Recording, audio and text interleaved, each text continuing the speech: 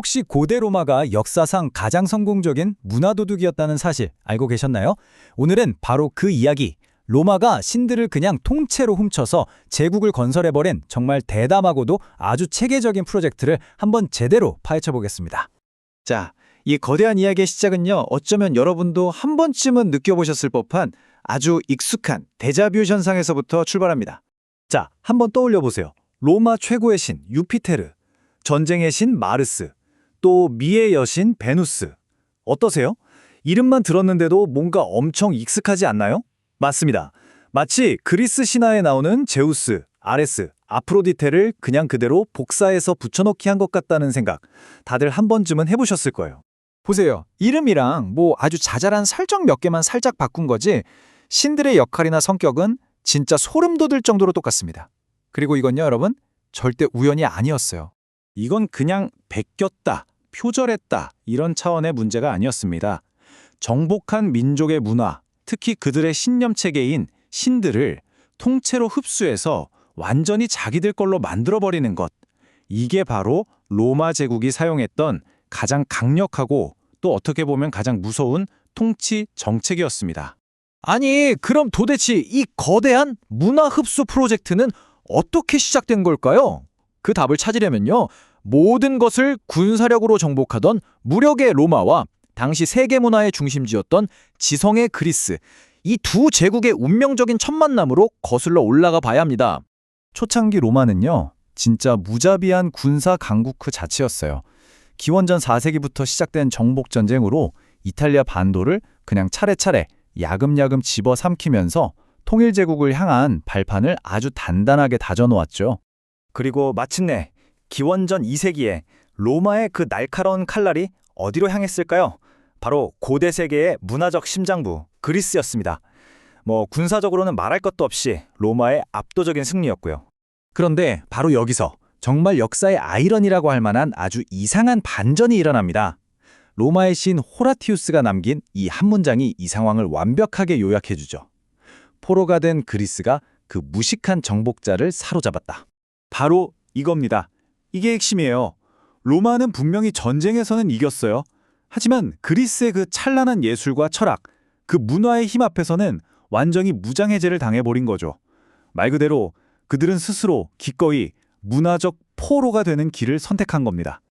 자, 그렇다면 로마는 구체적으로 어떤 방식으로 이런 우아한 약탈을 진행했을까요? 그냥 막무가내로 뺏은 게 아니에요. 그들의 문화 흡수 프로젝트는 정말 놀라울 정도로 체계적이었습니다.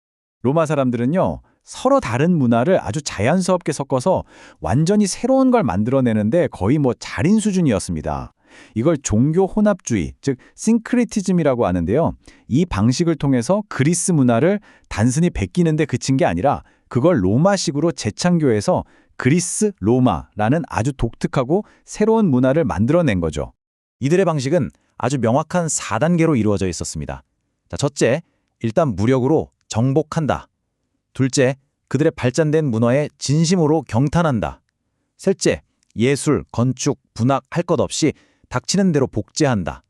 그리고 마지막 네 번째가 핵심인데요. 이걸 전부 로마 스타일로 살짝 변형해서 완벽하게 자기들 것으로 만들어버리는 겁니다. 그리고 여러분, 이 프로젝트는 단순히 신들 이름만 살짝 바꿔치기 하는 그런 수준이 아니었어요.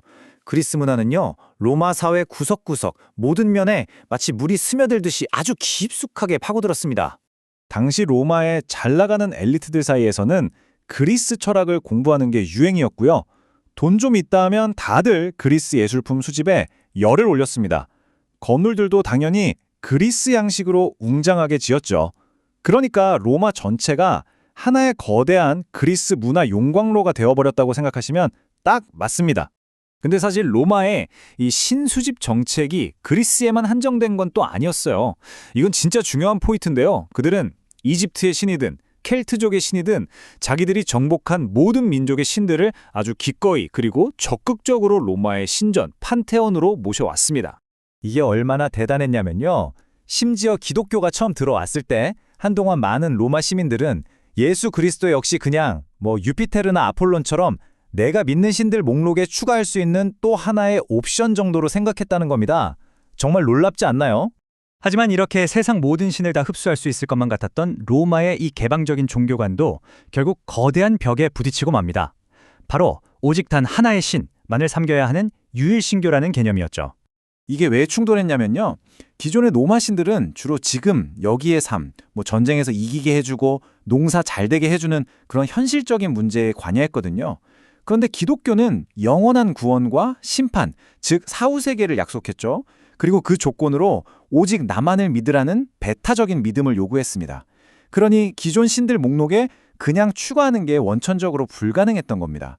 그리고 정말 놀랍게도 불과 70년도 채 안 되는 시간, 그러니까 사람으로 치면 한 세대도 안 되는 그 짧은 기간에 모든 것이 뒤바뀌어 버립니다. 밀라노 칙령으로 박해가 끝나고 테살로니카 칙령으로 기독교가 국교가 되면서 수백 년간 이어져 온 로마의 그 위대한 신흡수 프로젝트는 공식적으로 막을 내리게 됩니다. 자, 이렇게 로마의 신들은 역사 속으로 사라졌습니다. 하지만 그들이 남긴 이 엄청난 문화적 융합의 유산은 오늘날 우리가 알고 있는 서양 문명이라는 거대한 건물의 초석이 되었죠. 여기서 우리가 꼭 기억해야 할 것은 이 고대 문화 융합이 그냥 오래된 옛날 이야기가 아니라는 점입니다. 오늘날 우리가 서양 문명이라고 부르는 모든 것의 DNA 안에는 바로 이 그리스 로마라는 유산이 아주 깊숙이 새겨져 있다는 거죠. 한번 보세요. 르네상스 시대의 위대한 화가들은 로마가 고스란히 보존해준 그리스 신화에서 영감을 얻었고요. 단테의 신곡 같은 위대한 문학 작품들도 그리스 로마의 신과 영웅들로 가득 차 있습니다. 어디 그뿐인가요? 우리가 지금 당연하게 사용하는 과학 용어나 법률 용어의 상당수가 바로 이 그리스어와 라틴어에 뿌리를 두고 있죠. 자, 그래서 우리는 이제 마지막 질문 앞에 서게 됩니다. 로마가 벌인 이 거대한 프로젝트, 과연 이것을 위대한 문화적 수용이라고 봐야 할까요? 아니면 그저 뻔뻔한 문화적 도용에 불과했을까요?